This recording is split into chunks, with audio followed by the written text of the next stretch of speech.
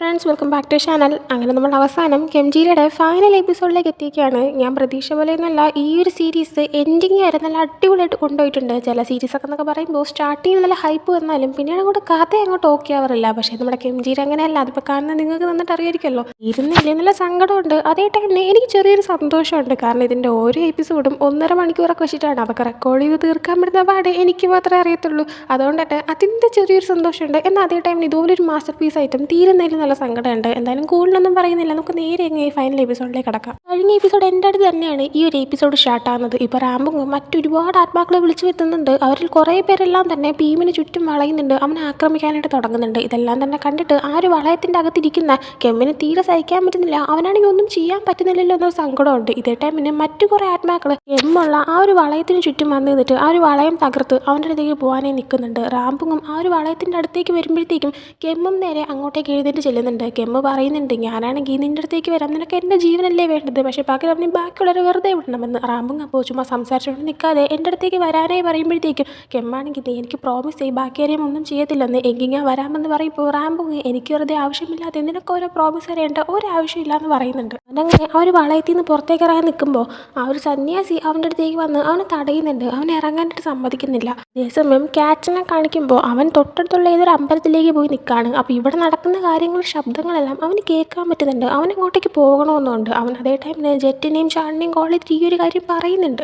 ജെറ്റും ചാണും അപ്പോൾ ഞങ്ങളാണെങ്കിൽ ജെയിനെ കെമ്മിൻ്റെ റൂമിൽ നിന്ന് വിളിക്കാനായിട്ട് പോവാണ്, പിന്നെ നീ വെറുതെ ഇപ്പം അങ്ങോട്ടേക്ക് പോകാൻ നിൽക്കേണ്ട, റിസ്ക് ആയിരിക്കും എന്നും പറയുന്നുണ്ട്. അങ്ങനെ വീണ്ടും അടുത്ത് കെമ്മിനെ റാമ്പുങ്ങിനെയൊക്കെ കാണിക്കുമ്പോൾ ഇപ്പോൾ കെമ്മിനെ ഒരു സന്യാസി തടങ്ങിയതുകൊണ്ട് തന്നെ റാമ്പുങ്ങ് നിങ്ങൾ ഇതിന് മാറിയിരിക്കും, നിങ്ങൾ വെറുതെ ഇടപെടാൻ വരരുതെന്ന് അയാളോട് പറയുന്നുണ്ട്. അയാളപ്പോൾ നിനക്ക് എന്താണ് വേണ്ടത് അത് നീ എടുത്തോ, പക്ഷേ അതിന് മുന്നേ ഞാൻ ഒരു ചോദ്യം ചോദിക്കാം, അതിന് നീ എനിക്ക് മറുപടി തരണമെന്ന് പറയുന്നുണ്ട്. ആ സമയം എനിക്ക് നിങ്ങളെ കടങ്കഥയ്ക്ക് ഉത്തരം തരാൻ നേരമില്ല എന്ന് പറയുന്നുണ്ട്. എന്നാലും അയാൾ ചോദിക്കുന്നുണ്ട്, സത്യത്തിൽ നിനക്ക് എന്താണ് വേണ്ടതെന്ന്. ആ ടൈമിന് എനിക്ക് കെമ്മിൻ്റെ ജീവനാണ് വേണ്ടതെന്ന് പറയുന്നുണ്ട്. അയാളപ്പോൾ നിനക്ക് എന്താണ് വേണ്ടത് ആലോചിച്ച് പറയാനായിട്ട് പറയുന്നുണ്ട്. അവളപ്പോൾ എനിക്ക് കെമ്മിൻ്റെ ജീവനാണ് വേണ്ടത്, എനിക്കിടെ റിവഞ്ച് തീർക്കണമെന്ന് പറയുന്നുണ്ട്. അയാളപ്പോൾ നീ ശരിയായിട്ടാണോ മറുപടി പറയുന്നത്, നിനക്ക് ശരിക്കും എന്താണ് വേണ്ടത്, ഇത് തന്നെയാണോ വേണ്ടതെന്ന് വീണ്ടും ചോദിക്കുമ്പോൾ അവളാണെങ്കിൽ എനിക്കിത് തന്നെയാണ് വേണ്ടത്, ഇതിന് പകരമായിട്ട് നരകത്തിൽ പോവേണ്ടി വന്നാലും എനിക്കിതാണ് വേണ്ടതെന്ന് പറയുന്നുണ്ട്. അതേസമയം ഭീമിനെ കുറേ ആത്മാക്കൾ ചേർന്ന് വളങ്ങിട്ട് ആക്രമിച്ചുകൊണ്ടിരിക്കുകയായിരുന്നു. എന്നാൽ ഭീം അവൻ്റെ സകല ശക്തിയും പുറത്തേക്ക് എടുത്തിട്ട് ആ ഒരു ആത്മാക്കളെല്ലാവരും തള്ളി മാറ്റുന്നുണ്ട്. അതേസമയം റാമ്പുങ്ങിൻ്റെ അടുത്തേക്ക് നിന്ന കുറേ ആത്മാക്കൾ അവൻ്റെ നേർക്ക് പോകുന്നുണ്ട്. അവൻ ആ ഒരു നാക്ക് കൊടുത്ത ആ ഒരു ആയുധം അവനിപ്പോൾ പുറത്തേക്ക് എടുക്കുകയാണ്. അതിൻ്റെ ആ ഒരു ശക്തി വെച്ചിട്ട് ഉണ്ടായിരുന്ന എല്ലാ ആത്മാക്കളെയും അവിടെ നോട്ടിക്കുന്നുണ്ട്. ഒരു ആത്മാവ് പോലും അവിടെ ബാക്കി ഉണ്ടായിരുന്നില്ല. എന്നാൽ അത്രയും ശക്തി ഉപയോഗിച്ചുകൊണ്ട് തന്നെ ഭീമിനിപ്പോൾ എഴുന്നേക്കാൻ പോലും പറ്റാത്ത രീതിയിൽ അവനങ്ങ് അവശനായി പോകുന്നുണ്ട്. അവനൊന്ന് അനങ്ങാൻ പോലും പറ്റുന്നില്ല. അതേസമയം ആ ഒരു സന്യാസിയാണെങ്കിൽ കെമ്മിൻ്റെ അടുത്ത് ആ ഒരു ആയുധം അതാണെങ്കിൽ മനുഷ്യന്മാരുണ്ടാക്കിയതാണെന്ന് എനിക്ക് തോന്നുന്നില്ല എന്ന് പറയുമ്പോൾ കെമ്മാണെങ്കിൽ ഭീമിൻ്റെ അടുത്ത് പറഞ്ഞത് അവനൊരു നാഗ അത് കൊടുത്തേന്നാണ്, എനിക്ക് അതിനെക്കുറിച്ച് കൂടുതൽ അറിയത്തില്ല എന്ന് പറയുമ്പോൾ സന്യാസിയാണെങ്കിൽ അങ്ങനെയാണെങ്കിൽ അവൻ ആ ഒരു ആയുധം ഉപയോഗിക്കുമ്പോൾ അവനതിൻ്റെ പവർ കൺട്രോൾ ചെയ്യാൻ പറ്റത്തില്ല. കാരണം ഒരു മനുഷ്യനാണ് ആ ഒരു ആയുധം ഉപയോഗിക്കുന്നതെങ്കിൽ അതിൻ്റെ ശക്തി ആ ഒരു മനുഷ്യൻ്റെ ശക്തിനേക്കാളും എത്രയോ മടങ്ങ് ഇരട്ടിയായിരിക്കും. അത് അറിഞ്ഞുകൊണ്ട് തന്നെയാണ് അവനതിപ്പോൾ ഉപയോഗിച്ചിരിക്കുന്നത്. അവൻ്റെ ശക്തി മൊത്തം നശിക്കാറായി ഇരിക്കുവാണ്. അവൻ ഒത്തിരി അങ്ങ് അവശനായി പോയി എന്ന് പറയുന്നുണ്ട്. കെമ്മ സമയം എനിക്കതൊന്നും അറിയത്തില്ലായിരുന്നു എന്ന് പറയുന്നുണ്ട്. ഭീമിന് അതേ ടൈമിന് കെമ്മിൻ്റെ അടുത്തേക്ക് പോകണമെന്നുണ്ട്. എന്നാൽ ഭീമൻ താഴേക്ക് വീണ് പോയതുകൊണ്ട് തന്നെ അവനെ കൊണ്ട് തീരെ പറ്റുന്നില്ല. റാമ്പും അതേസമയം ഭീമിൻ്റെ അടുത്തേക്ക് പോയിട്ട് നീയാണെങ്കിൽ മര്യാദയ്ക്ക് കെമ്മിനെ എനിക്കങ്ങ് വിട്ട് തന്നേക്ക്, നിൻ്റെ ഈ പവർ ഉപയോഗിക്കുന്ന പരിപാടിയൊക്കെ അങ്ങ് നിർത്തിയേക്കാനായിട്ട് പറയുന്നുണ്ട്. കെമ്മ സമയം ഭീമിനോട് മതി ഭീം, ഇനി ഞാനാണെങ്കിൽ അവരുടെ അടുത്തേക്ക് പോവുകയാണ്, ഇനി ഇതൊന്നും വേണ്ടാന്ന് പറഞ്ഞിട്ട് അവൻ്റെ അടുത്തേക്കുന്ന ഒരു സന്യാസിയുടെ അടുത്ത് ആ ഒരു മാന്ത്രിക വലയം അങ്ങ് മാച്ചു കളയാനായിട്ട് പറയുന്നുണ്ട്. അവൻ്റെ ആവശ്യം അതായതുകൊണ്ട് തന്നെ അയാളത് മാച്ചു കൊടുക്കുന്നുണ്ട്. കെമ്മാണെങ്കിൽ ആ ഒരു വലയത്തിൽ നിന്ന് നേരെ റാമ്പുങ്ങിൻ്റെ അടുത്തേക്ക് വരികയും ചെയ്യുന്നുണ്ട്. ഭീമാ സമയം വേണ്ട കെം തിരിച്ചു പോകുന്നു പറയുന്നുണ്ട്. എന്നാൽ കെമ്മ് കേൾക്കുന്നില്ല. കെമ്മ് ഭീമിൻ്റെ അടുത്ത് ഞാൻ കാരണം കഴിഞ്ഞ ജന്മത്തിൽ ഒരാൾ മരിക്കേണ്ട അവസ്ഥ വന്നു, കണ്ടുകൊണ്ടിരുന്നിട്ട് പോലും അയാളെ രക്ഷിക്കാനായിട്ട് എനിക്ക് പറ്റിയില്ല, അപ്പോൾ അതിന് ഞാൻ അനുഭവിക്കണമല്ലോ എന്നിങ്ങനെ പറയുന്നുണ്ട്. അത് കേൾക്കുമ്പോൾ റാമ്പുങ്ങിന് അവളുടെ കഴിഞ്ഞ ജന്മം കുഞ്ഞിനെ നഷ്ടപ്പെട്ടതും തെറ്റായ ഒരു ആരോപണം വന്നിട്ട് ഇവരും മരിക്കേണ്ട സിറ്റുവേഷൻ ആയതും ഒക്കെ തന്നെ ഇങ്ങനെ ഓർമ്മ വരുന്നുണ്ട്. അതിലവർ ഇമോഷണലായി പോകുന്നുണ്ട്. എന്നാൽ പെട്ടെന്ന് അവർ ദേഷ്യമൊക്കെ മനസ്സിൽ വന്നിട്ട് അവരാണെങ്കിൽ കെമ്മിനെ അടിക്കാനായിട്ട് തുടങ്ങണം. അവരെ ശക്തി ഉപയോഗിച്ച് ചാട്ടവാറൊക്കെ ഇട്ട് എങ്ങനെയാണ് അടിക്കുന്നത് അതുപോലെ അടിക്കാനായി തുടങ്ങുന്നുണ്ട്. ഭീമിന് അവൻ്റെ അടുത്തേക്ക് പോകണമെന്നുണ്ട്. എന്നാൽ ഭീമിനൊന്നും അനങ്ങാൻ പോലും പറ്റുന്നില്ല. അങ്ങനെ റാമ്പുങ്ങ് പിന്നീട് അവൻ്റെ കഴുത്ത് ഞെരിച്ച് അങ്ങ് കൊല്ലാനേ തുടങ്ങാണ്. സമയം ഭീമിൻ്റെ അടുത്തേക്ക് നമ്മുടെ മരിച്ചുപോയ മുത്തശ്ശിയുടെ ആത്മാവും അവൻ്റെ കഴിഞ്ഞ ജന്മത്തിലെ അവൻ്റെ ബ്രദറിൻ്റെ ആത്മാവും ആ രണ്ട് കുട്ടികളുടെ ആത്മാവും എല്ലാവരും വരുന്നുണ്ട്. എല്ലാവരും വന്നിട്ട് അവനോട് പറയുന്നുണ്ട്, നിൻ്റെ പവർ അവളെക്കാൾ വലുതാണ്, നീ ശ്രമിച്ചു കഴിഞ്ഞാൽ നിനക്ക് അവളെ തോൽപ്പിക്കാൻ പറ്റുമെന്ന്. അങ്ങനെ അവരുടെ ആ ഒരു പറച്ചില്ല അവനാണെങ്കിൽ അവൻ്റെ ശക്തി വീണ്ടെടുത്ത് എഴുന്നേൽക്കുന്നുണ്ട്. അവനങ്ങനെ എഴുന്നേറ്റ് റാംബുങ്ങിൻ്റെ അടുത്തേക്ക് പോകാൻ നിൽക്കുന്നതും കെമ്മിൻ്റെ അമ്മയുടെ ആത്മാവ് അങ്ങോട്ടേക്ക് വന്നിട്ട് റാംബുങ്ങിനെ തടയുന്നുണ്ട്. എന്നിട്ട് എൻ്റെ മകനെ തൊടാനായിട്ട് ഞാൻ സമ്മതിക്കത്തില്ല എന്ന് പറയുന്നുണ്ട് റാംബുങ്ങിനോട്. നീയും ഒരമ്മയല്ലേ, ഞാൻ എന്തിനായിരിക്കും നിന്നെ തടയുന്നത്, നിനക്ക് എന്നിട്ട് മനസ്സിലാക്കാൻ പറ്റുന്നുണ്ടായിരിക്കുമല്ലോ എന്നും പറയുന്നുണ്ട്. ആ സമയം പെട്ടെന്ന് ആ ഒരു സന്യാസിയാണെങ്കിൽ ഒരു മന്ത്രം പ്രയോഗിക്കാനായിട്ട് തുടങ്ങുന്നുണ്ട്. കൂടെ ഭീമും ആ ഒരു മന്ത്രം എല്ലാം പറയുന്നുണ്ട്. അങ്ങനെ എല്ലാവരും ഇങ്ങനെ മന്ത്രം പറയാനായിട്ട് തുടങ്ങുന്നതും റാംബോ ഇങ്ങനെ പിടിച്ചിരിക്കാൻ പറ്റുന്നില്ല. അവളിങ്ങനെ ചോരയൊക്കെ ഛർദ്ദിച്ച് താഴേക്ക് ചെന്ന് വീഴുന്നുണ്ട്. വേണമെങ്കിൽ ഞാൻ നിന്നെ തളയ്ക്കാനായിട്ട് പോവാണ്, നീ ആരെയും ഉപദ്രവിക്കത്തില്ല എന്ന് പറയുമ്പോഴത്തേക്കും ആ ഒരു സന്യാസി അവൻ്റെ അടുത്തേക്ക് വന്നിട്ട് നിനക്ക് ഇവരെ വെറുതെ വിട്ടൂടെ എന്നിങ്ങനെ ചോദിക്കുന്നുണ്ട്. പെട്ടെന്ന് റാംബോ എഴുന്നേറ്റിട്ട് ആ ഒരു സന്യാസിനെ കൊല്ലാനേ നോക്കുന്നുണ്ട്. നിങ്ങളെന്തിനാണ് എൻ്റെ കാര്യത്തിൽ ഇടപെടുന്നത്, ഞാൻ പോകുന്നുണ്ടെങ്കിൽ നിങ്ങളെയും കൊന്ന് നിങ്ങളുടെ ആത്മാവിനെയും കൊണ്ടുപോകുന്നു ഇങ്ങനെ പറഞ്ഞിട്ട് അയാളെ കൊല്ലാനേ നിൽക്കാണ്. ആ സമയം അയാളെ ഞാൻ നിനക്കൊരു കാര്യം കാണിച്ചില്ലാന്ന് പറഞ്ഞിട്ട് എന്തൊരു മന്ത്രം പ്രയോഗിക്കുന്നുണ്ട് റാംബുങ്. അപ്പോൾ ആ ഒരു കാട്ടിൽ ഒറ്റയ്ക്കായതുപോലെ അവളിങ്ങനെ ആയിപ്പെടാണ്. അതായത് അവൾ മറ്റൊരു ലോകത്ത് എത്തിപ്പെടുന്ന പോലെ. അതിൽ അവളൊരു പ്രേതത്തിൻ്റെ രൂപത്തിലായിരുന്നില്ല, അവൾ സാധാരണ ഒരു മനുഷ്യൻ്റെ രൂപത്തിലായിരുന്നു ഉണ്ടായിരുന്നത്. അവിടെ അങ്ങനെ അവൾ ഒറ്റപ്പെട്ട് നിൽക്കുന്ന സമയത്ത് അവൾക്ക് നേരത്തെ ഒരു സന്യാസി അവളെടുത്ത് നിനക്ക് ശരിക്കും എന്താണ് വേണ്ടത്, എനിക്ക് കെമ്മിൻ്റെ ജീവനാണ് വേണ്ടത് എന്നിങ്ങനെ അവൾ പറഞ്ഞതൊക്കെ ആയിട്ടുള്ള കാര്യങ്ങൾ ഇങ്ങനെ കേൾക്കാനായിട്ട് പറ്റുന്നുണ്ട്. അതുമാത്രമല്ല അവളുടെ കുഞ്ഞിൻ്റെ കരച്ചിലും ഒക്കെ അവൾക്ക് കേൾക്കാൻ പറ്റുന്നുണ്ട്. അതൊക്കെ കേൾക്കുമ്പോൾ അവൾ അങ്ങനെ വല്ലാണ്ടങ്ങ് വിഷമിക്കാനായിട്ട് തുടങ്ങുന്നുണ്ട്. പെട്ടെന്ന് അവളുടെ കുഞ്ഞിനെ അവളുടെ കയ്യിലേക്ക് കിട്ടാണ്. കുഞ്ഞ് കരയുന്നതുകൊണ്ട് തന്നെ കരയില്ലേ എന്ന് പറഞ്ഞിട്ട് സമാധാനിപ്പിക്കുന്നുണ്ട്. അവൾ ജീവിച്ചിരുന്ന സമയത്ത് അവളുടെ കുഞ്ഞ് ജനിച്ചപ്പോൾ അവളുടെ കുഞ്ഞിനോട് എന്തൊക്കെയാണോ പറഞ്ഞത് അതെല്ലാം തന്നെ അവൾക്കിപ്പോൾ ബാക്ക്ഗ്രൗണ്ട് നോയ്സ് പോലെ ഇങ്ങനെ കേൾക്കാനും പറ്റുന്നുണ്ട്. അങ്ങനെ അതിൽ നിന്ന് അവൾ പുറത്തേക്ക് വരുമ്പോഴത്തേക്കും അവൾ കരയാനായിട്ട് തുടങ്ങുന്നുണ്ട്. ആ ഒരു സമയം ആ സന്യാസിയാണെങ്കിൽ ഇതെല്ലാം വിട്ടേക്ക് അമ്മ എന്നിങ്ങനെ പറയുന്നുണ്ട്. ഇതിൽ നമുക്ക് മനസ്സിലാക്കാൻ പറ്റുന്നുണ്ട് റാംബുങ്ങിൻ്റെ കുഞ്ഞിൻ്റെ പുനർജന്മമാണ് ഈ ഒരു സന്യാസിന്ന്. അമ്മ എന്ന് വിളിക്കുന്നതിലൂടെ അങ്ങനെയാണ് കാര്യങ്ങൾ റാംബുങ്ങിന് മനസ്സിലാക്കാൻ പറ്റുന്നുണ്ട്. അങ്ങനെ റാംബുങ് മോനെ എന്നിങ്ങനെ പറഞ്ഞിട്ട് കരയാനായി തുടങ്ങുന്നുണ്ട്. അവർ ചെയ്ത തെറ്റാണെന്ന് മനസ്സിലാക്കിയിട്ട് കെമ്മിനോട് സോറി പറയുന്നുണ്ട്. എല്ലാവരോടും സോറി പറയുന്നുണ്ട്. താൻ എന്ത് ശിക്ഷ വേണമെങ്കിലും എടുക്കാനും തയ്യാറാണെന്ന് ഇങ്ങനെ പറയുമ്പോഴത്തേക്കും എല്ലാവരും കെമ്മിൻ്റെ അടുത്ത്, അതായത് അവിടെ നിൽക്കുന്ന എല്ലാവരും പീമും വന്നിരിക്കുന്ന എല്ലാ ആത്മാക്കളും ഒക്കെ പറയുന്നുണ്ട് കെമ്മിനോട്, നീയാണ്ടൊരു തീരുമാനം എടുക്കേണ്ടത്, എന്ത് ശിക്ഷ വേണമെന്ന് നിനക്ക് തന്നെ തീരുമാനിക്കാമെന്ന് പറയുന്നുണ്ട്. അതേസമയം ഒരു സന്യാസി പോലും അതെ നീ തീരുമാനിച്ചോ, എന്താണെങ്കിലും ഞാനായാലും അക്സെപ്റ്റ് ചെയ്യാൻ റെഡിയാണെന്ന് പറയുന്നുണ്ട്. കാരണം ഒരു സന്യാസിയുടെ അമ്മയാണല്ലോ റാംബുങ്. ആ സമയം കെമ്മാണെങ്കിൽ നീ ചെയ്ത തെറ്റാണ്, എനിക്കിതിനകത്ത് അത്ര എളുപ്പത്തിൽ ക്ഷമിക്കാൻ പറ്റത്തില്ല, എന്നാലും ഞാൻ നിനക്ക് ശിക്ഷയൊന്നും തരുന്നില്ല, നിനക്ക് എന്ത് പണിഷ്മെൻറ്റാണ് അല്ലാതെ കിട്ടാനുള്ളത് അത് മാത്രം നിങ്ങൾക്ക് കിട്ടിയാൽ മതി, അടുത്ത ജന്മത്തിൽ നിങ്ങൾക്ക് വേണ്ടി നിങ്ങളുടെ മകനായിട്ട് ഒന്നിക്കാനും പറ്റട്ടെ എന്നിങ്ങനെ പറയുന്നുണ്ട്. റാംബുങ് അപ്പോൾ താങ്ക്സ് എന്നിങ്ങനെ പറയുന്നുണ്ട്. അതേ ടൈമിന് കെമ്മാണെങ്കിൽ അവൻ്റെ അമ്മയുടെ അടുത്ത് മാറി എന്നിങ്ങനെ സംസാരിക്കുന്നുണ്ട്. ആ സമയം അമ്മയാണെങ്കിൽ നീ എടുത്തൊരു നല്ല തീരുമാനം തന്നെയാണ്, നീ ഇവനെ വിഷമിക്കാനും വേണ്ട, ഇനി എല്ലാം ഓക്കെ ആയിരിക്കും എന്ന് പറയുന്നുണ്ട്. കെമ്മ സമയം അവർ കാരണം തന്നെയല്ല അമ്മയും മരിച്ചു പോയത്, എനിക്ക് അവരുടെ അടുത്ത് റിവഞ്ച് പോലും എടുക്കാൻ പറ്റുന്നില്ല എന്ന് പറയുമ്പോൾ അതൊന്നും കുഴപ്പമില്ല, നീ ഇപ്പോൾ എടുത്ത തീരുമാനം വളരെ നല്ലൊന്നാണെന്നൊക്കെ പറയുന്നുണ്ട്. അതേസമയം റാംബുങ് ഇവരെല്ലാവരും ഒന്ന് നോക്കുന്നുണ്ട്.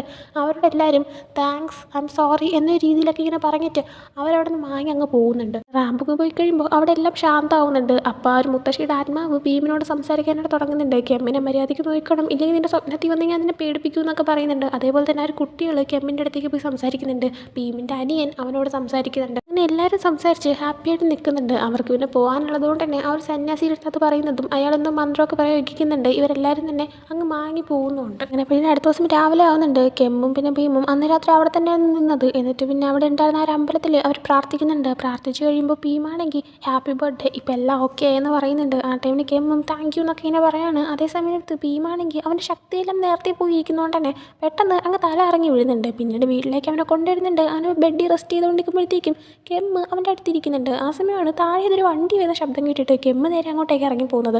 ആ വണ്ടിയിൽ നമ്മുടെ ജെറ്റും ചാണും ക്യാച്ചനും പിന്നെ ഒരു സന്യാസിയായിരുന്നു വന്നിട്ടുണ്ടായിരുന്നത്. കെമ്മ് രക്ഷപ്പെട്ടു എന്നറിയുമ്പോഴത്തേക്കും ജെറ്റും ചാണും കെമ്മും കൂടെ ആയിട്ട് ഹഗ് ചെയ്ത് പിന്നീട് സന്തോഷിക്കുന്നുണ്ട്. അതേസമയം സന്യാസിക്ക് തിരിച്ചു പോലെ ടൈം ആയിട്ടുണ്ടായിരുന്നു. അങ്ങനെ അയാളുടെ അടുത്ത് യാത്ര പറയാൻ വരുന്ന ടൈമിന് ചാണാണെങ്കിൽ തനിക്കൊരു സംശയമുണ്ട്, തൻ്റെ ചോദ്യം ചോദിച്ചോട്ടെ എന്നിങ്ങനെ ചോദിക്കുന്ന സമയത്ത് ആ നീ ചോദിച്ചോളാനായിട്ട് സന്യാസി പറയുന്നുണ്ട്. അങ്ങനെ ചാൺ ചോദിക്കുന്നുണ്ട്, റാംബുങ്ങാണ് നിങ്ങളുടെ അമ്മയെന്ന് നിങ്ങൾക്ക് എപ്പോഴാണ് മനസ്സിലായത്? ഇതിപ്പോൾ നിങ്ങൾക്ക് നേരത്തെ മനസ്സിലായെങ്കിൽ നിങ്ങളാണെങ്കിൽ നിങ്ങളുടെ അമ്മേനെ അന്വേഷണം നടന്നിട്ടുണ്ടായിരുന്നു. ഇപ്പോൾ നേരത്തെ മനസ്സിലാക്കിയെങ്കിൽ എന്തുകൊണ്ട് റാംബുങ്ങിൻ്റെ അടുത്ത് ആദ്യമേ പറഞ്ഞില്ല നിങ്ങളാണ് അവരുടെ മകനെന്ന്? പിന്നെ എന്തിനാണ് ഇങ്ങനെ ഇത്രയും ആൾക്കാർക്ക് ബുദ്ധിമുട്ടുണ്ടാകുന്നവരെ വെയിറ്റ് ചെയ്ത് നിന്നത് എന്നൊക്കെ ചോദിക്കുന്നുണ്ട്. ആ സമയം സന്യാസിയാണെങ്കിൽ എല്ലാത്തിനും അതിൻ്റേതായൊരു സമയമുണ്ട്, നടക്കാനുള്ള കാര്യം നമുക്ക് എന്തെങ്കിലും തടയാൻ പറ്റത്തില്ല. ഞാൻ ആദ്യം തന്നെ റാംബുങ്ങിനോട് അതൊക്കെ പറഞ്ഞിരുന്നെങ്കിൽ ഇപ്പം നടന്ന കാര്യങ്ങളൊന്നും തന്നെ നടക്കത്തില്ലായിരുന്നു. അത് പറയാതിരുന്നത് കൊണ്ടാണ് റാംബുങ്ങാണെങ്കിൽ ഭീമിനെ ഉപദ്രവിക്കാൻ നോക്കിയത്. ഭീമാണെങ്കിൽ അവൻ്റെ ശക്തിയെല്ലാം ഉപയോഗിച്ച് അവൻ്റെ ശക്തിയെല്ലാം നശിച്ച് അവൻ അവിടെ തളർന്ന് വീണ് പോയത്. അതുകൊണ്ടാണ് അവനെ സഹായിക്കാനായിട്ട് മരിച്ചുപോയവരുടെ ആത്മാക്കളെല്ലാം വന്നത്. ആ ആത്മാക്കളെല്ലാം വന്നതുകൊണ്ട് തന്നെയാണ് റാമുവിന് ശരിക്കും വേണ്ടത് തൻ്റെ കുഞ്ഞിനെയാണെന്നുള്ള കാര്യം അവൾക്ക് തന്നെ സ്വയം മനസ്സിലാക്കാൻ പറ്റിയത്. അങ്ങനെ അവൾ അതെല്ലാം മനസ്സിലാക്കിയിട്ട് എന്നെ കൊല്ലാനായി വരുന്ന സമയത്താണ് ഞാനാണ് അവളുടെ മകനെന്ന് തുറന്നു പറയാൻ പറ്റിയത്. ഇതൊന്നും നടക്കാതെയാണെങ്കിൽ ഞാൻ ആദ്യമേ പറഞ്ഞിരുന്നെങ്കിൽ ഞാൻ അവളെ പറ്റിക്കുകയാണെന്നേ അവൾ വിചാരിക്കത്തുള്ളൂ.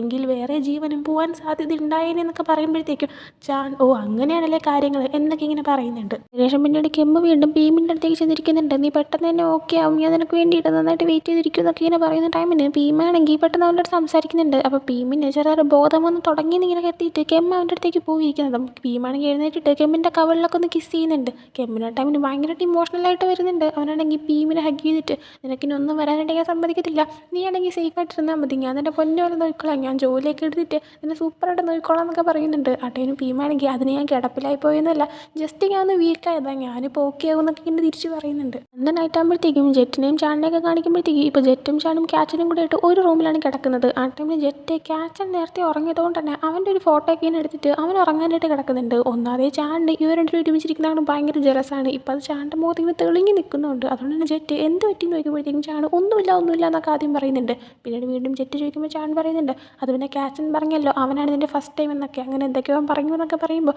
ജെറ്റാണെങ്കിൽ ഓ അതാണോ, അത് ഞാൻ നിനക്ക് പറഞ്ഞു തരാമെന്ന് പറഞ്ഞിട്ട് ജെറ്റ് ഒരു കാർഡ് എടുത്ത് കാണിച്ചു കൊടുക്കുന്നുണ്ട്. അതൊരു മസാജ് പാർലറിൻ്റെ ആയിരുന്നു. എന്നിട്ട് ജെറ്റ് പറയുന്നുണ്ട് അവനാണ് എൻ്റെ ഫസ്റ്റ് ടൈം എന്ന് പറയാൻ കാരണം കുഞ്ഞിനെ തൊട്ടേ എന്നെ ഫസ്റ്റ് ടൈമിന് കോൺസേർട്ടിന് കൊണ്ടുപോയതും ഓരോ കാര്യങ്ങൾക്ക് ആദ്യമായിട്ടൊക്കെ കൊണ്ടുപോയതെല്ലാം തന്നെ അവനാണ്. അത് മാത്രമല്ല എനിക്ക് 18 വയസ്സായപ്പോഴത്തേക്കും എൻ്റെ വിർജിനിറ്റി മാറ്റാനായിട്ട് എന്നെ ഒരു മസാജ് പാർലറിലേക്ക് പറഞ്ഞയക്കാനായിട്ട് എനിക്കൊരു അപ്പോയിൻമെൻറ്റ് എടുത്തു തന്നതും അവനാണ്. ഞാൻ അവൻ്റെ അടുത്ത് ഞാനവിടെ പോയി എൻ്റെ വിർജിനിറ്റിയൊക്കെ പോയി എന്നാണ് പറഞ്ഞത്. എന്നാൽ ആക്ച്വലി ഞാൻ ആ സ്ഥലത്ത് പോയിട്ടില്ല. അതുകൊണ്ടാണ് അവൻ ഭയങ്കര കോൺഫിഡൻസിൽ എൻ്റെ അടുത്ത് അങ്ങനെയൊക്കെ വന്ന് പറഞ്ഞത്. എൻ്റെ ഫസ്റ്റ് ടൈം നീയായിരുന്നു എന്നിങ്ങനെ പറയുന്നുണ്ട്. അതേപോലെയാണ് ചാണ്ട് സമാധാനമാവുന്നത്. അതുകൊണ്ട് തന്നെ ചാണ്ടാണെങ്കിൽ ഞാനാണെങ്കിൽ അവൻ കുറച്ച് ചിന്തിക്കുകയും ചെയ്തില്ല. അവൻ പറഞ്ഞ് നീ കാര്യമായിട്ട് പോലും എടുത്തിട്ടില്ല എന്നൊക്കെ പറഞ്ഞിട്ട് ഇപ്പോൾ ഉരുണ്ട് പറഞ്ഞ് കളിക്കുന്നുണ്ട്. ഇതേസമയം ഇവരുടെ സംസാരം ക്യാച്ചൻ കേൾക്കുന്നുണ്ടായിരുന്നു. കാരണം അവൻ ഉണർന്നിട്ടുണ്ടായിരുന്നു. ഇവരിങ്ങനെ റൊമാൻറ്റിക്കായിട്ട് സംസാരിച്ചുകൊണ്ടൊക്കെ പിന്നീട് ഇങ്ങനെ ഇരിക്കുമ്പോഴത്തേക്കും ക്യാച്ചൻ അതൊക്കെ കേട്ടിട്ട് ചെറിയൊരു നാണവും ചിരിയൊക്കെ വരുന്നുണ്ട്. പിന്നീട് കാണിക്കുന്ന അടുത്ത ദിവസം രാവിലെ ക്യാച്ചനും പിന്നെ കെമ്മും കൂടെയായിട്ട് എന്തോ സംസാരിക്കാനായിട്ട് നിൽക്കുകയാണ്. ക്യാച്ചൻ ജെറ്റിൻ്റെയും ചാണിൻ്റെ എന്തോ ഒരു കാര്യം പറയാനായിട്ട് വരുമ്പോഴത്തേക്കും അങ്ങോട്ടേക്കൊരു സന്യാസി വരുന്നത് നമ്മുടെ കെം കാണുന്നുണ്ട്.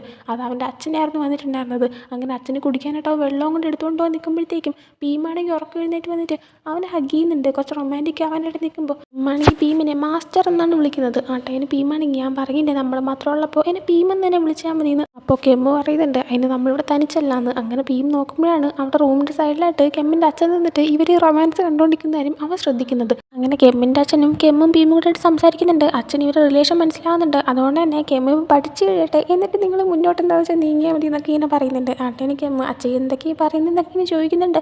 അതേ ടൈമിന് തന്നെ ചായയും പിന്നെ കുറേ വില്ലേജേഴ്സും കൂടെ ആയിട്ട് ഭീമിനെ കാണാനായിട്ട് വരുന്നുണ്ട്. ആ സിറ്റുവേഷനിലാണ് ഭീമിന് മനസ്സിലാക്കാൻ പറ്റുന്നത് ചായക്ക് ഒരു പവർ ഉണ്ട്. അയാൾക്ക് ഭീമിനെ പോലെ തന്നെ അയാളുടെ ദേഹത്തുനിന്ന് അയാളുടെ ആത്മാവിന് പുറത്തേക്ക് വരാനും അകത്തേക്ക് കയറാനൊക്കെ സാധിക്കും. അപ്പോൾ അയാളിങ്ങനെ പറയുന്നുണ്ട് ഇനി തൊട്ട് നിങ്ങളാണെങ്കിൽ നിങ്ങളുടെ മുത്തശ്ശനെ പോലെ വലിയൊരു മാസ്റ്റർ ആവാൻ വേണ്ടിയിട്ടുള്ള ട്രെയിനിങ് ഒക്കെ കണ്ടിന്യൂ ചെയ്തു. വില്ലേജിൻ്റെ കാര്യങ്ങളെല്ലാം ഞങ്ങൾ നോക്കിക്കോളാം. ഇപ്പോൾ എനിക്കൊരു പവർ ഉണ്ടല്ലോ, അപ്പോൾ ആൾക്കാരൊക്കെ ഞാൻ നോക്കിക്കോളാം. ആ ടൈമിന് വേറെ കുറച്ച് ആൾക്കാരും അതെ കാട്ടിൽ നടക്കുന്ന പ്രശ്നങ്ങളും ഞങ്ങൾ നോക്കിക്കോളാം. അതൊക്കെ അങ്ങനെ എല്ലാ ആൾക്കാരും കൂടെ ആയിട്ട് നിങ്ങളൊന്നും കൊണ്ട് ടെൻഷൻ ആക്കണ്ട, ഇവിടുത്തെ കാര്യങ്ങളെല്ലാം ഞങ്ങൾ നോക്കിക്കോളാം, നിങ്ങൾ എത്ര വർഷം വേണമെങ്കിലും ട്രെയിനിങ് ചെയ്തു എനിക്ക് യാതൊരു പ്രശ്നമില്ല എന്നൊക്കെ അവർ പറയുന്നുണ്ട്. അതേസമയം ഇതെല്ലാം തന്നെ വീണ്ടും മുകളിലത്തെ നിലയിൽ നിന്നുകൊണ്ട് കെമ്മ അവൻ്റെ അച്ഛനും കാണുന്നുണ്ടായിരുന്നു. കെമ്മ ഇപ്പോൾ ഇങ്ങനെ ഹാപ്പിയായിട്ട് അടുത്ത് നിൽക്കുന്നതിൽ അവൻ്റെ അച്ഛനും ഭയങ്കര ഹാപ്പിയാണെന്നൊക്കെ ഇങ്ങനെ പറയുന്നുണ്ട്. പിന്നീട് ജെറ്റിനെയും ചാണ്ടിനെയും കാണിക്കുമ്പോൾ ഇപ്പോൾ എല്ലാം കഴിഞ്ഞതുകൊണ്ട് തന്നെ അവർക്കിനി തിരിച്ചു പോകാനുള്ള നേരമായിട്ടുണ്ട്. അപ്പോൾ അവരാണെങ്കിൽ അവരുടെ സാധനങ്ങളെല്ലാം പാക്ക് ചെയ്തിട്ട് ഇങ്ങനെ സ്റ്റോർ റൂമിലൊക്കെ പോയിട്ട് ഓരോ നോക്കിക്കൊണ്ടിരിക്കുമ്പോഴത്തേക്കും മരിച്ചുപോയ 2 പിള്ളേരുടെ തോൺ ഏക്ക് അവരുടെ 2 പാവകൾ പ്രതിമ പോലത്തെ കുറച്ച് സംഭവങ്ങൾ അവിടെ ഇരിക്കുന്നുണ്ടായിരുന്നു. അപ്പോൾ അത് കാണുമ്പോഴത്തേക്കും ജെറ്റിനാണെങ്കിൽ ആ പിള്ളേരെ കുറിച്ച് ഓർത്തിട്ട് ഭയങ്കരമായിട്ട്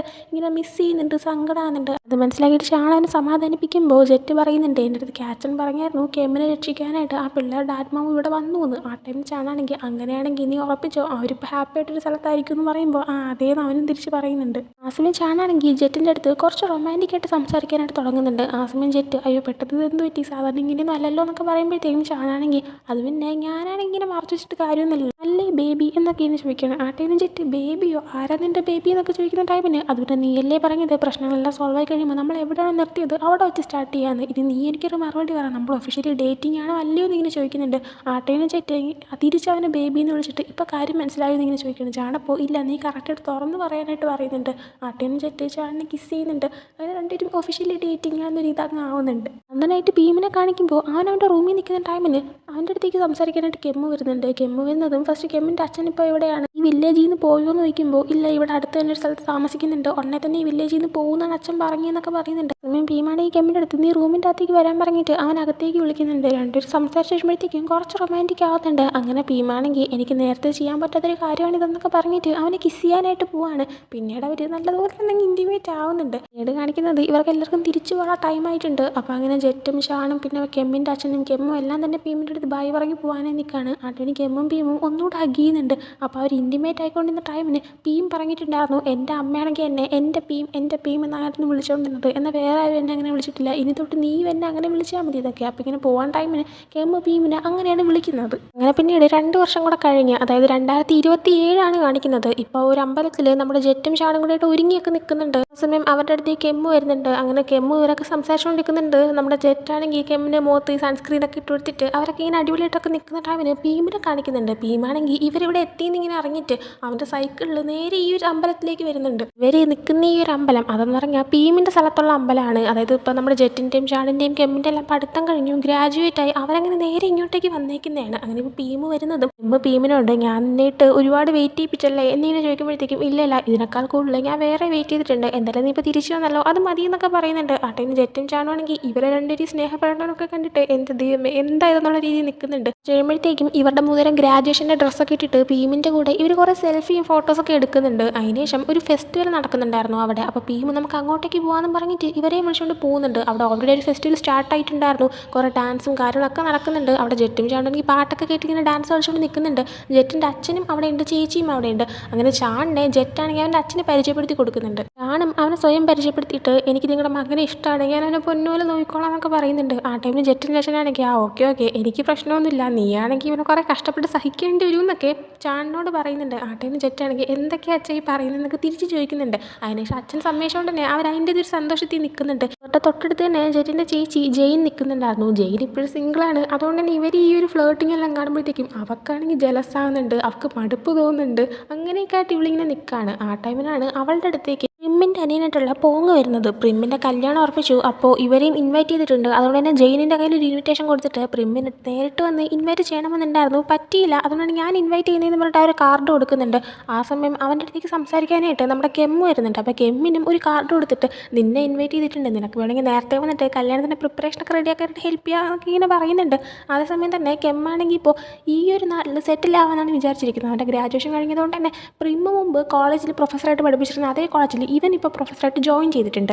അപ്പോൾ ആ ഒരു കാര്യം ഇപ്പോൾ പ്രിമ്മിൻ്റെ അനിയൻ അറിഞ്ഞിട്ടുണ്ട്. അപ്പോൾ അവൻ ചോദിക്കുന്നുണ്ട് നീ ഇതെടുത്തേക്കുന്ന ഡിസിഷൻ ഓക്കെ ആണോ, നിനക്ക് ബാങ്കോക്കിൽ തന്നെ നിന്നാൽ പോരെ, അവിടെയും ജോലി കിട്ടുമല്ലോ എന്നൊക്കെ. അവിടെയെല്ലാം കുറച്ചുകൂടെ ബെറ്റർ എന്നും പറയുന്നുണ്ട്. ആ ടൈമിന് കെമ്മാണെങ്കിൽ ഞാനിവിടെ ഉറപ്പിച്ചു, എനിക്കിവിടെ സെറ്റിൽ ആവാനാണ് താല്പര്യം എന്നിങ്ങനെ പറയുന്നുണ്ട്. ഇതേ ടൈമിന് ജെയിനാണെങ്കിൽ നോക്കുമ്പോഴത്തേക്കും കാച്ചിനാണെങ്കിൽ അവിടെ സൈഡിൽ നിന്ന് ഇങ്ങനെ ഡാൻസ് ഒക്കെ കളിച്ചുകൊണ്ടിരിക്കുകയായിരുന്നു. അങ്ങനെ ജെയിൻ നേരെ കാച്ചിൻ്റെ അടുത്തേക്ക് പോവാണ്. എങ്ങനെയൊക്കെ സംഭവിച്ചാലും നമ്മൾ ഏതെങ്കിലും രീതിയിൽ അടുത്തടുത്ത് വന്ന് നിൽക്കുമല്ലോ എന്ന് അവൾ പറയുമ്പോഴത്തേക്കും അവനും അതും ശരിയാന്നൊക്കെ പറയുന്നുണ്ട്.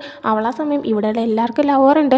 അന്ന് റാംബുങ്ങിൻ്റെ പ്രേതമാണെങ്കിൽ എന്നെ വന്ന് അടിച്ച് വീഴ്ത്തിയിട്ട് പോയപ്പോഴത്തേക്ക് എന്നെ സംരക്ഷിക്കാനായിട്ട് എൻ്റെ ലവറൊന്നും അടുത്തില്ലായിരുന്നു എന്ന് പറയുന്നുണ്ട്. ആ ടൈമിൽ അവനാണെങ്കിൽ നിന്നെ രക്ഷിക്കാനായിട്ട് ഒരു ആംബുലൻസിനൊക്കെ ഞാൻ വിളിച്ചങ്ങോട്ട് ഏർപ്പാടാക്കി വിട്ടിട്ടുണ്ടായിരുന്നു എന്ന് അവൻ തിരിച്ച് പറയാണ്. വീണ്ടും കെമ്മിനെയും പോങ്ങിനെയും കാണിക്കുമ്പോൾ ഇവർ ഈ സംസാരം കണ്ടിന്യൂ ആവുന്ന ടൈമിൽ പോങ് ചോദിക്കുന്നുണ്ട് നീയും ഭീമും ഇപ്പോഴും ഒരുമിച്ചാണോ ഡേറ്റിംഗ് ആണെന്നൊക്കെ. ആ ടൈമിൽ ഭീം വന്നിട്ട് കെമ്മിൻ്റെ കൈ പിടിക്കുന്നുണ്ട്. ഇതിനൊക്കെ കണ്ടിട്ട് എന്താ തോന്നുന്നതെന്നുള്ള രീതിയിൽ പോങ്ങിനോട് ചോദിക്കുന്നുണ്ട്. പോങ്ങിന് അപ്പോൾ തന്നെ കാര്യം മനസ്സിലാവുന്നുണ്ട്. അങ്ങനെ ഭീമാണെങ്കിൽ ശരി എന്നാൽ ഞങ്ങൾ അങ്ങോട്ടേക്ക് പോട്ടെ എന്നിങ്ങനെ പോങ്ങിനോട് പറഞ്ഞിട്ട് കെമ്മിൻ്റെ കൂടെ അങ്ങോട്ടേക്ക് മാറി നിൽക്കുന്നുണ്ട്. അതായത് ആൾക്കാരൊക്കെ നിൽക്കുന്ന ഒരു ഏരിയയിലോട്ട്. അപ്പോൾ തന്നെ അങ്ങോട്ടേക്ക് ഏറ്റവും ചാണകം കൂടി അടിച്ചെന്ന് നിൽക്കുന്നുണ്ട്. ആ സമയം തന്നെ നമ്മുടെ ഷായി ആണെങ്കിൽ മൈക്ക് എടുത്തിട്ട് നമുക്കിപ്പോൾ ആ ഒരു റോക്കറ്റെല്ലാം കത്തിക്കേണ്ട ടൈമായി എന്നൊക്കെ ഇങ്ങനെ പറയുന്നുണ്ട്. അങ്ങനെ എന്തൊക്കെയോ പ്രാർത്ഥനയൊക്കെ പറഞ്ഞിട്ട് ഒരു വലിയ റോക്കറ്റ് പോലെ സംഭവം ഇങ്ങനെ ഉണ്ടാക്കിയിട്ടുണ്ടായിരുന്നു. അതിങ്ങനെ കത്തിക്കുകയാണ്. അപ്പോൾ അതങ്ങനെ ഉയരത്തിലേക്ക് പറന്നങ്ങ് പോകുന്നുണ്ട്. അയാളപ്പോൾ പ്രാർത്ഥിക്കുന്നുണ്ട് മൈക്കിൽ കൂടെ ഈ വർഷം നമുക്ക് നല്ലൊരു വർഷമായിരിക്കട്ടെ, നമുക്ക് നല്ല മഴയൊക്കെ കിട്ടട്ടെ എന്ന്. കുറച്ച് കഴിയുമ്പോൾ തന്നെ അവിടെ മഴ പെയ്യാനായിട്ട് തുടങ്ങുന്നുണ്ട്. എല്ലാ ആൾക്കാരും ആ ഒരു സന്തോഷത്തിൽ അവിടെ വെച്ച് എൻജോയ് ചെയ്യുന്നുണ്ട്. പിന്നീട് കാണിക്കുന്നത് ഏതോ ഒരു അമ്പലത്തിലേക്ക് ഭീമും കെമ്മും ജെറ്റും ഷാണും ഒക്കെ വന്നേക്കുന്നതാണ്. അപ്പോൾ ഭീമാണെങ്കിൽ ഒരിടത്തേക്ക് മാറി നിന്നിട്ട് എന്തോ ഒരു മന്ത്രമൊക്കെ പറഞ്ഞിങ്ങനെ പ്രാർത്ഥിക്കുന്നുണ്ട്. എന്നിട്ട് പുതിയ പെർഫ്യൂമൊക്കെ ആണെന്ന് തോന്നുന്നു, അതൊക്കെ ഒന്ന് ജസ്റ്റ് യൂസ് ചെയ്യുന്നുണ്ട്. എന്നിട്ട് അതിലൊരു പേപ്പർ ഉണ്ടായിരുന്നു, അതിങ്ങനെ എടുത്ത് വെച്ച് നോക്കുമ്പോഴത്തേക്ക് എം അവൻ്റെ അടുത്തേക്ക് വരാണ്. ഭീം അങ്ങനെ ആ ഒരു പേപ്പർ എടുത്ത് മാറ്റുന്നുണ്ട്. ആ ടൈമിലേക്ക് എമ്മാണെങ്കിൽ ഇന്ന് പെർഫ്യൂമൊക്കെ യൂസ് ചെയ്തോ, എന്തോ പറ്റിയെന്നൊക്കെ ചോദിക്കുമ്പോൾ അതിനൊരു വെറൈറ്റി ട്രൈ ചെയ്താണെന്നൊക്കെ പറയുന്നുണ്ട്. എന്നിട്ട് ഇവർ നേരെ ജെറ്റിൻ്റെയും ചാണിൻ്റെ അടുത്തേക്ക് പോവാണ്. അവരാണെങ്കിൽ സെൽഫി ഒക്കെ എടുത്തുകൊണ്ട് നിൽക്കുമായിരുന്നു. ഇവരങ്ങനെ പിന്നീട് അകത്തേക്ക് കയറി പോകുന്നുണ്ട്. കുറച്ച് കഴിഞ്ഞ് ഭീമും കെമ്മും ഒറ്റയ്ക്ക് ഒരിടത്ത് നിൽക്കുന്ന ടൈമിൽ ഭീം ഒരു പേപ്പർ എടുത്ത് നേരത്തെ നോക്കിക്കൊണ്ടിരുന്നത് ഇവൻ്റെ കൊടുക്കുകയാണ്. അതിൻ്റെ അകത്തൊരു ഡേറ്റ് ആയിരുന്നു ഉണ്ടായിരുന്നത്. അതെന്താണെന്ന് കെമ്മ് ചോദിക്കുമ്പോൾ നമ്മുടെ കല്യാണത്തിൻ്റെ ഡേറ്റ് ആണെന്ന് ഇങ്ങനെ ഭീം പറയുന്നുണ്ട്. എന്നിട്ട് ഭീമാണെങ്കിൽ കെമ്മിൻ്റെ അടുത്ത് നമുക്കാണെങ്കിൽ ലൈഫ് ലോങ് മൊത്തം ഒരുമിച്ച് ജീവിക്കാം, എനിക്ക് നിന്നോട് ഉണ്ടാവണമെന്നാണ് ആഗ്രഹം, നീ എന്നെ കല്യാണം കഴിക്കാമോ എന്നിങ്ങനെ ചോദിക്കുന്നുണ്ട്. കെമ്മാണെങ്കിൽ സമ്മതിക്കുന്നുണ്ട്. അങ്ങനെ അവർ രണ്ടിനും അവിടെ മൊത്തത്തിലങ്ങ് സെറ്റ് ആകുന്നുണ്ട്. ഇതേ ടൈം ഇതെല്ലാം കണ്ടുകൊണ്ട് സൈഡിലോട്ട് മാറി നിന്നിട്ട് നമ്മൾ ജെറ്റും ചാണും ഉണ്ടായിരുന്നു. അപ്പോൾ ചാൻ ചോദിക്കുന്നുണ്ട് ഇനി നമ്മുടെ കല്യാണം എപ്പോഴാണ്. ജെറ്റ് അപ്പോൾ ഫസ്റ്റ് അവരുടെ കല്യാണമൊക്കെ നടക്കട്ടെ, അതിൻ്റെയൊക്കെ കഴിഞ്ഞിട്ട് നമുക്ക് നമ്മുടെ കാര്യം ആലോചിക്കാമെന്ന് പറയുന്നുണ്ട്. എന്നിട്ട് ഇവരും അവരുടെ അടുത്തേക്ക് പോകുന്നുണ്ട്. കൺഗ്രാജുലേഷനൊക്കെ പറഞ്ഞിട്ട് ഹാപ്പി ആയിട്ട് നിൽക്കുന്നുണ്ട്. പിന്നീട് അവരുടെ കല്യാണമൊക്കെ കഴിഞ്ഞു. അവരിപ്പോൾ 2 കുട്ടികളെ അഡോപ്റ്റ് ചെയ്തിട്ടുണ്ട്. ഈ കുട്ടികൾ വേറെ ആരുമല്ല, നമ്മുടെ മരിച്ചുപോയ തോണുമൊക്കെ ഉണ്ടല്ലോ, അവരെ ആത്മാക്കൾ വീണ്ടും പുനർജനിച്ച് വന്നേക്കുന്നതാണ്. ഇപ്പോൾ ആ ഒരു കുട്ടികളുടെ പേര് സുവേന്നും സിംഗെന്നുമാണ്. അപ്പോൾ അവരെ തന്നെയാണ് അഡോപ്റ്റ് ചെയ്തെടുത്തേക്കുന്നത്. അപ്പോൾ അവരെ കാണിക്കുമ്പോഴത്തേക്കും കെമ്മാണെങ്കിൽ രാവിലെ ഫുഡ് കുക്ക് ചെയ്തുകൊണ്ടിരിക്കുമ്പോൾ പിള്ളേരും അടുത്തേക്ക് ചെന്നിരുന്നിട്ട് ഓരോന്ന് പറഞ്ഞുകൊണ്ടിരിക്കുന്നുണ്ട്. പിള്ളേരാണെങ്കിൽ ഞങ്ങൾ അച്ഛന് വേണ്ടി കുക്ക് ചെയ്യാമെന്ന് പറഞ്ഞിട്ട് ഭീമിന് വേണ്ടി കുക്ക് ചെയ്യുന്നുണ്ട്. എന്നാൽ മസാല മൊത്തം തട്ടിയിട്ടുള്ളതുകൊണ്ട് തന്നെ ഫുഡ് ഭയങ്കര എരിയായിരുന്നു. ഭീമിനത് കഴിക്കാൻ കൊടുക്കുമ്പോൾ അവനെ കൊണ്ട് പറ്റുന്നില്ല. എന്നാലും പിള്ളേർക്ക് വേണ്ടിയിട്ട് അടിപൊളിയായിട്ടുണ്ടെന്നൊക്കെ പറയുന്നുണ്ട്. അങ്ങനെ പിള്ളേർ കളിക്കാൻ പോകുമ്പോഴത്തേക്ക് കെമ്മ് പറയുന്നുണ്ട് പറ്റത്തില്ലെങ്കിൽ കഴിക്കണ്ട, കുഴപ്പമില്ല എന്നൊക്കെ. അതും പറഞ്ഞുകൊണ്ട് ഭീമും കെമ്മും കൂടെ സംസാരിക്കുമ്പോൾ ഭീമാണെങ്കിൽ ഐ ലവ് യു എന്നൊക്കെ പറയുന്നുണ്ട്. കെമ്മ ടൈമിന് ഇതൊന്നും പറയേണ്ട ആവശ്യമൊന്നുമില്ല, എനിക്കത് അറിയാമെന്ന് പറയുമ്പോഴത്തേക്കും എന്നാലും ഞാൻ ഇതൊന്നും പറയണമല്ലോ എന്നിങ്ങനെ പറഞ്ഞിട്ട് ഭീമാണെങ്കിൽ കെമ്മിനെ കിസ് ചെയ്യാനായി പോകുന്നുണ്ട്. എന്നാൽ പിള്ളേരാണെങ്കിൽ പെട്ടെന്ന് അങ്ങോട്ടേക്ക് വരുന്നുണ്ട്. അങ്ങനെ കെമ്മ് പെട്ടെന്ന് ഭീമിന് ചെറിയൊരു കിസ് കൊടുത്തിട്ട് പിള്ളേരുടെ അടുത്തേക്ക് എഴുന്നേറ്റ് പോകുന്നുണ്ട്. ഭീമാണെങ്കിൽ അവരെ നോക്കിക്കൊണ്ട് നിൽക്കുന്നതും കാണിച്ചുകൊണ്ടാണ് ഈ ഒരു സീരീസ് തന്നെ ഇവിടെ എൻഡ് ആകുന്നത്. എനിക്ക് ഭയങ്കരമായിട്ട് ഇഷ്ടപ്പെട്ടൊരു സീരീസാണ്. നിങ്ങൾക്ക് ഇഷ്ടപ്പെട്ട് കാണുന്നത് തന്നെയാണ് എൻ്റെ ഒരു ഇത്. എന്തായാലും എന്തഭിപ്രായമാണെങ്കിലും കമൻറ്റ് ബോക്സിൽ പറയാനായിട്ട് മറക്കരുത്. പുതിയ പുതിയ അടിപൊളി സീരീസൊക്കെ ആയിട്ട് വരുന്നതായിരിക്കും. കാരണം ഒത്തിരി സൂപ്പർ സീരീസൊക്കെ ഇറങ്ങാനായിട്ട് പോകുന്നുണ്ട്. സോ ഈ ഒരു വീഡിയോ നിങ്ങൾക്ക് ഇഷ്ടപ്പെട്ടെങ്കിൽ ലൈക്ക് ചെയ്യുക, ഷെയർ, സബ്സ്ക്രൈബ് ചെയ്യുക. പുതിയ വീഡിയോ ഇട്ട് വരുന്നവരെ ബൈ.